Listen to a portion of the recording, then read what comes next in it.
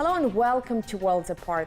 There's been a notable warming up in polls to the idea of cannabis legalization in recent decades, even though governments around the world are not really rushing to follow through on that. Will Ireland become the next to decriminalize Mary Jane? Well, to discuss that, I'm now joined by Luke Ming Flanagan, a member of the Irish Parliament and a long-time supporter of such move. Mr. Flanagan, thank you very much for your time. I know that you've been campaigning for cannabis legalization pretty much throughout your political career, but most recently it seems that there is a real momentum towards that, not just in Ireland, but also pretty much around the Western world. Why do you think that is? Well, I think at this stage, the vast majority of people in the Western world have worked out that the criminalisation of cannabis users is not working. And in Ireland alone, it is estimated that there are up to 250,000 people who use cannabis every year. There are 100,000 people who have ended up with a criminal record for possession as a result of it. And at this stage, I think people have worked out that the current strategy is not working. It's leaving money in the hands of the criminals, and it's actually making cannabis a far more dangerous substance. Now, I know that you recently introduced a bill on the cannabis legalization to the Dáil, the Irish Parliament, and some of your fellow MPs have been pretty skeptical. Some are even openly critical of such proposal. With all the awareness that you mentioned earlier, why do you think there is still such a strong opposition to this move? Well, I suppose the reality is that the vast majority of the members of our Dáil, or the members of our Parliament, appear to be opposed to this legislation. And I would suggest that the reason why they would be opposed is that they are afraid as being seen as soft on drugs somehow, and that they're not being as hardline as maybe they might expect their voters for them to be. And at this stage, it's becoming clear to me that the general public have actually moved on this issue. You look at what they call our paper of record here in this country, the Irish Times. You read the articles that have been written about this proposed legislation, and it is quite clear from the comments that have been made, hundreds of them, that it seems that the Irish public have woken up to the fact that the war on cannabis has failed and that there needs to be another strategy. I know that people who oppose decriminalization of cannabis sometimes happen to be smokers, sometimes happen to be consumers of hard liquor, and I think by now it's not even debated that the health implications of using both tobacco and alcohol are much more detrimental, both on personal level and for national healthcare systems. But at the same time, you can't really claim that cannabis is good for your health. So I wonder, can you really justify, the decriminalization of one unhealthy substance by claiming that, the rest is worse? Well, I think the first thing we have to do is actually nail the lie that is being put out there by some people, that actually cannabis is more harmful than tobacco and alcohol. And we had it on our national media over the last couple of weeks. But it is quite clear, according to the World Health Organization, that it is less harmful than alcohol and tobacco. But of course, everything is harmful in the wrong hands. A knitting needle is harmful in the wrong hands. And in the right hands, it means you can knit a jumper. But you wouldn't ban knitting needles on the basis that some people might misuse them.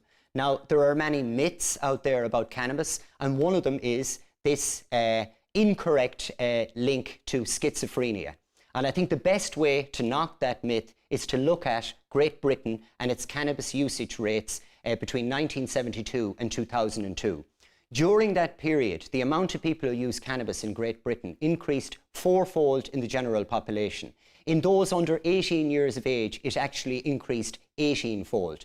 If the studies that have been put out there attempting to link schizophrenia with cannabis were correct, then we would have seen a 27% increase in schizophrenia in Great Britain over that period, when in fact studies have quite clearly shown that at worst it has stayed the same, and actually at best there has been a reduction in the number of people with schizophrenia. Supporters of cannabis legalization have long insisted that such a move would reduce the cost of maintaining law enforcement and criminal justice, but I think most recently they've been shifting to a different sort of argument, and that is that it would allow not only to save money but also make money. And in Ireland these days, I guess any money-making opportunity would be very appealing. Can cannabis offer a way out of austerity? Well, look, obviously in itself, it's not going to be a way out of austerity for an economy like Ireland worth about 200 billion euros. It's not really going to change the position massively, but there are obvious financial gains. A study recently that came out of Israel suggested that it would actually save that country and make that country up to 450 million American dollars.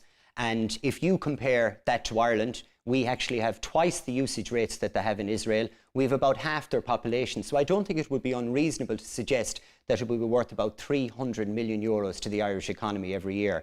There are savings to the criminal justice system due to the fact that there are 8,000 people every year in Ireland dragged before the courts, and this costs an awful lot of money.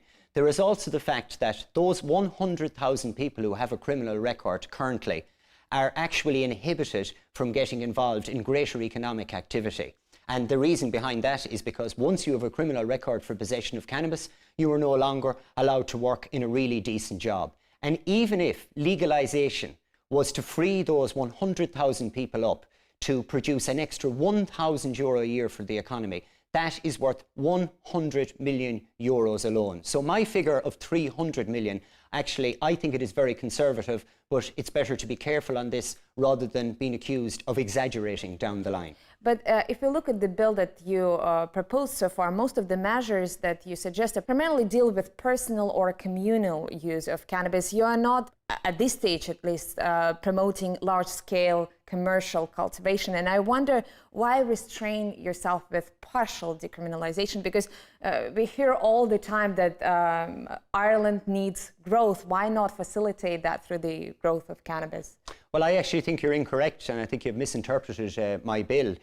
Because my bill calls for total legalisation, but it does also allow for the fact that many people would like to grow their own, or also people would like to buy it from a not-for-profit organisation, such as a cannabis social club, like they've set up in Barcelona. But we have also allowed for the commercial sector. We have commercial licences, we have retail licences, and let's say just from a practical point of view, if my bill was passed, it would mean in the morning that a person who wanted to use cannabis could go into a shop to purchase it, they could go into a coffee shop to purchase it, they can possess up to 1 ounce of cannabis themselves if they don't have a licence to grow it, but alternatively they would have the option of growing it themselves. Now, many people probably think that if it's legalised they would grow it themselves, but I think all we need to do is look at the alcohol market. It is not rocket science to make alcohol, but the vast majority of people don't make alcohol, even in a country like Ireland, which I believe has a problem with alcohol. And the reason why they don't is because of convenience. And I think you will see something very similar in the cannabis market. But the biggest saving that I believe would occur is as a result of what Professor David Nutt from the Drugs Advisory Committee in Great Britain said. He estimates that alcohol usage would reduce by 25% if cannabis was legalised. In Ireland, the stats are as follows. Alcohol abuse costs this economy up to 3.4 billion euros every year. If we reduce alcohol usage in this country by a quarter, it wouldn't be unrealistic to say there's another 700 to 800 million euros that we can actually use for youth unemployment, to help the elderly who can't get a decent health service at the moment, and it could be spent in the legitimate taxed economy as opposed to leaving it with criminals and people who are very dangerous. You just mentioned alcoholic beverages, and Ireland has quite a few brands that help people relax, and I know that the sales of Irish whiskey are increasing all over the world, especially in the American market. The same is happening with the sales of Irish beer. Would you like Ireland to be known or even famous for your brand of cannabis?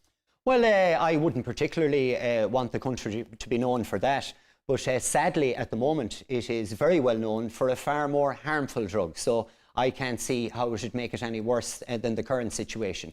But my ambition on this isn't that we'll end up with a large-scale export. I would like to see, from an environmental perspective anyway, that we apply the proximity principle. We grow it and we use it as close as possible in the same place, because the idea that it'll end up like alcohol, where you'll have massive advertising, etc., that would really turn me off. And in my bill, there are serious impositions when it comes to advertising cannabis, and in particular, we have made the decision not to allow it to be advertised with sport, even though the government, who will probably vote against this bill, are actually balking at the idea of taking the advertisement of a far more harmful drug, alcohol, out of sport at the moment, because they say sport can't afford it. Bit ironic. And you touched upon a very interesting phenomenon that is taking place in Ireland these days. You mentioned austerity before, and I know that people, because they are so constrained for money, are saving on clothing, communication, transport. But as you pointed out, the consumption of alcohol is increasing in Ireland. And isn't that a reason ultimately to shelve your proposal for a little while and wait until social conditions are a bit better? You know, the rates of unemployment, the rates of depression go down, because you know that people turn to these substances to escape the harsh reality. So if we've seen that with alcohol, why don't you think that's not going to happen with cannabis? Well, as I've already said on many occasions, alcohol is a far more harmful drug than cannabis. And if it was a case that cannabis didn't exist, that people currently didn't use it, or that it wasn't here, then your argument would be stronger. But the reality is, it is here, and it is here to stay. It is not going to disappear off this planet. And we have a choice. We either allow the criminals to be the vendors, or we allow the legitimate taxed economy to be the vendors. That is the decision that we have to make at the moment. I know I would prefer for this money to go to our health service than the type of people who would shoot you over this issue. But I think the problem both with alcohol and other sorts of substances is moderation. You know, even alcohol in itself is not a problem. We all know about drinking a glass of wine a day and it being good for your heart. But the problem is, of course, that in the time of social upheaval, at the time of economic hardship, people have difficulties self-regulating and self-moderating. So why don't you think that something like this could happen? Because you are adding one more substance to that lineup of substances that could be used for that purpose. I actually don't believe we're adding any new substance. As I've already said, it is already out there. And as Professor David Nutt has said, he believes alcohol usage would reduce by 25%. So I believe we would see a societal gain. But there is also the other important point. At the moment, when people buy cannabis in this country and in most countries around the world, they do not know how strong it is. They don't know what the percentage of THC to CBD is, which is very important because one is a psychotic and the other is an antipsychotic. And currently in the Republic of Ireland, people are actually mixing cannabis with other substances to increase its weight, which is turning it into a very, very carcinogenic substance. And in some cases, they're mixing it with psychiatric drugs. So if it was legalized, not only would it take it away from the black economy, it would also make it infinitely safer because people would know what they were using, exactly what they were using. Mr. Flanagan, we have to take a short break now, but when we come back, the proponents of cannabis legalization claim that it may provide a much-needed boost, economic boost, but is austerity really the best or possibly the worst time to attempt such a move? That's coming up in a few moments on Worlds Apart.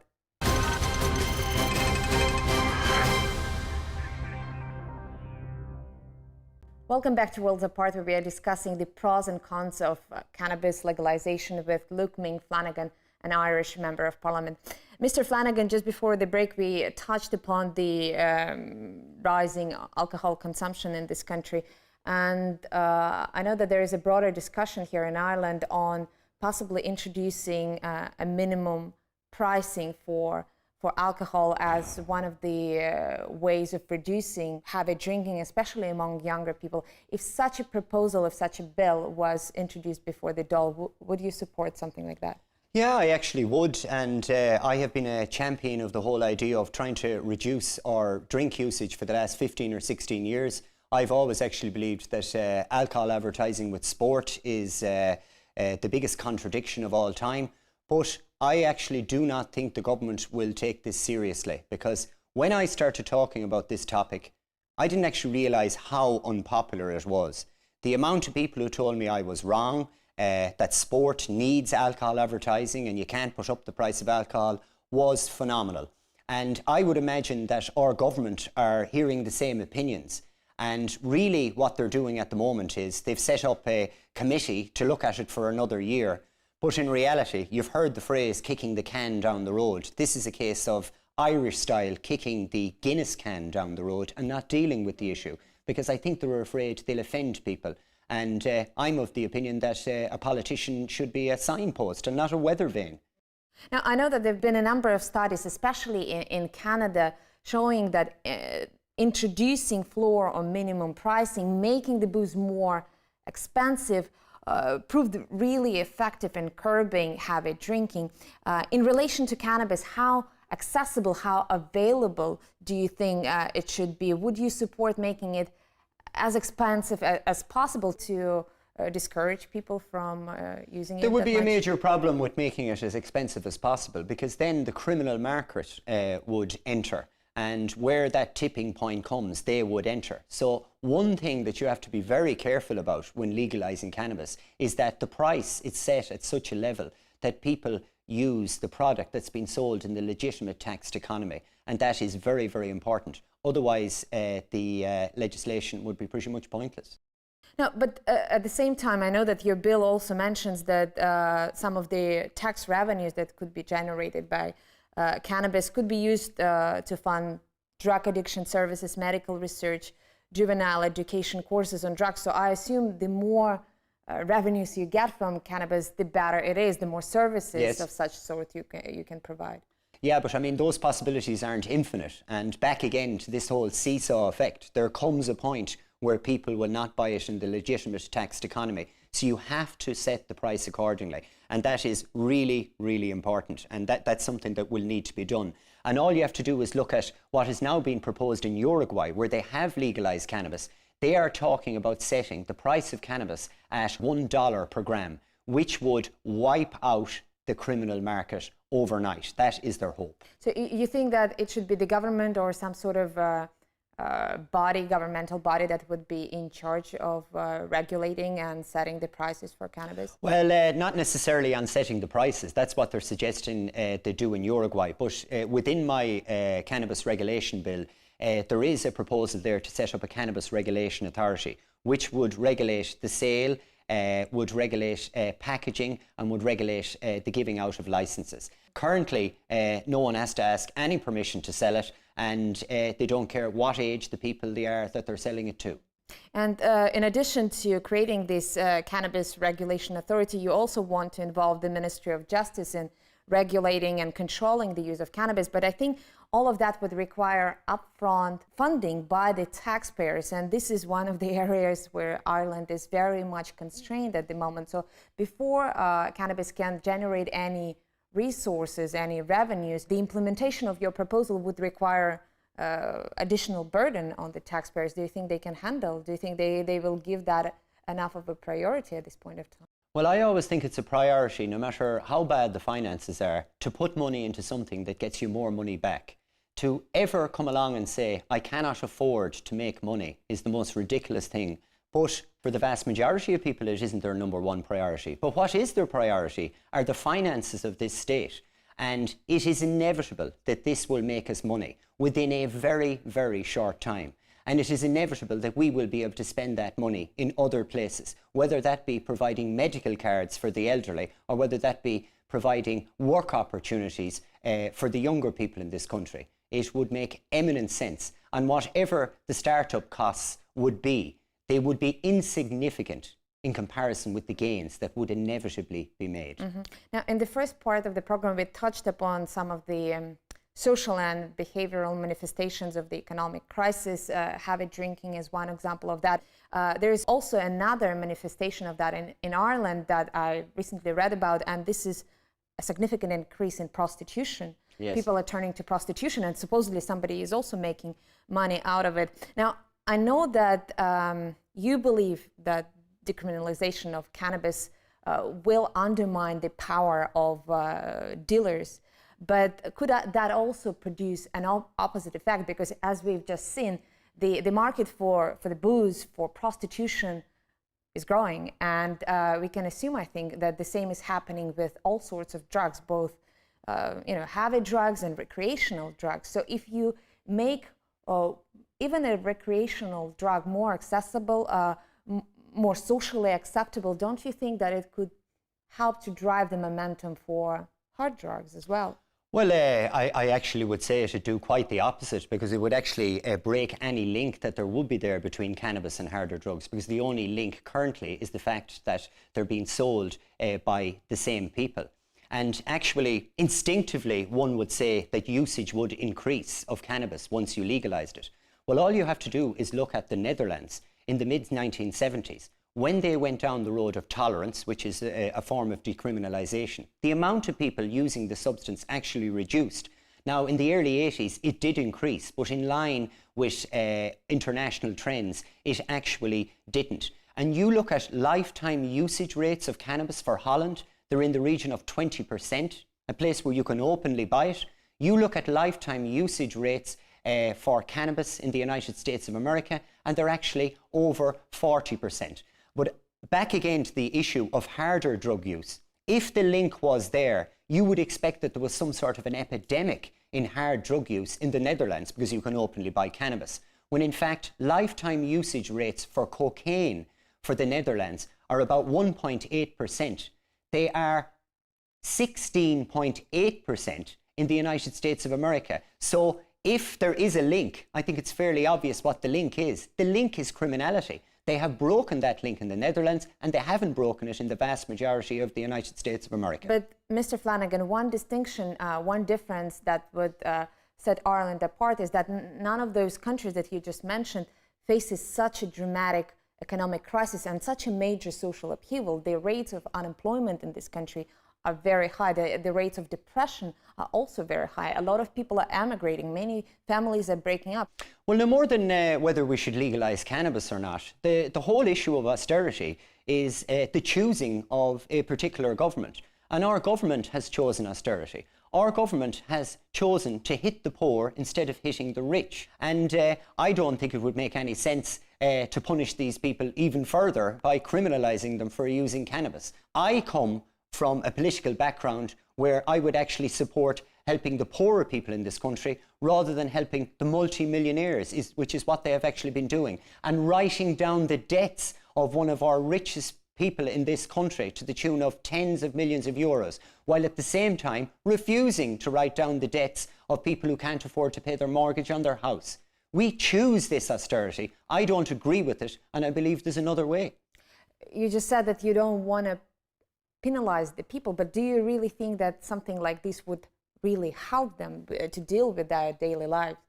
Well, if you got a criminal record for possession of cannabis and it was legalised, it would obviously help you. And if you use cannabis at the moment and you're in danger of getting a criminal record for it, how does that help your mental health? In fact, all that cannabis prohibition does is persecute those who have no negative impacts from its use, and it does nothing to help the people who need help. It actually just pushes them further into the margins of society. Now, you mentioned earlier international trends in the United States, and I think the United States is very influential in terms of setting or influencing social trends all around the world. And if we take this particular country, the United States, I mean, back in 1969, only 16% of voters there supported legalization. This year, that figure is above 50%. 58% in the last Gallup poll. So as you campaign for decriminalization of cannabis in Ireland, do you see that as a domestic cause or as part of a, I don't know, broader international movement? Well, we live in a very small world now because of communications and methods of travel. So it is a world issue. And the fact that the United States of America, probably one of the biggest opponents of repealing prohibition and legalization, has actually in 2 states gone down the road of full legalization, in Washington and in Colorado, is a phenomenal change. We also see a situation where they have legalized it for medical use in over 20 states. We are looking at a situation next year where in California and several other states there will be a plebiscite to legalize it, and it is predicted that it will happen. This is a massive sea change. And I actually believe what they did in the United States of America also influenced the decision in Uruguay, because we know that the United States, whether we like it or not, it's one of the masters on this planet. And if they have a problem with it, then it doesn't happen. But the fact that it has happened within their own borders means that other states have been given the green light to go ahead on this. Now, it isn't just in the Americas, it's also in Europe, you see it in Barcelona, you see a situation in a state in Australia where it is legal. So really, I think we are ready for legalization. We are ready for regulation. And for the first time, I think Ireland could take the lead rather than being the puppy dog that follows the master. But I wonder how far are you really willing to take that? Because there are still countries where you can be executed for possession or trade of cannabis. China, Thailand, Singapore, United Arab Emirates. They'd execute you for a lot of other things too, though. As well. So do you see that as part of the human rights campaign? I mean, are you willing to engage yourself in a debate when you would be pressing not only for legalization of cannabis in Ireland, but campaigning for the abolishment of those punishments in, say, United Arab Emirates? Well, look, we'll deal with our own situation here first, and we'll deal with the countries that are easiest to solve. But the countries that you mentioned there, it's an even bigger problem, and I would be of the opinion that it is actually a human right to consume what you want, so long as it isn't harming others. So this is actually a bigger issue than cannabis. It is about the sovereignty that I have over my own body. Well, Mr. Flanagan, our time is up. Thank you very much for your thoughts. And if you like the show, please join us again, same place, same time, here on Worlds Apart.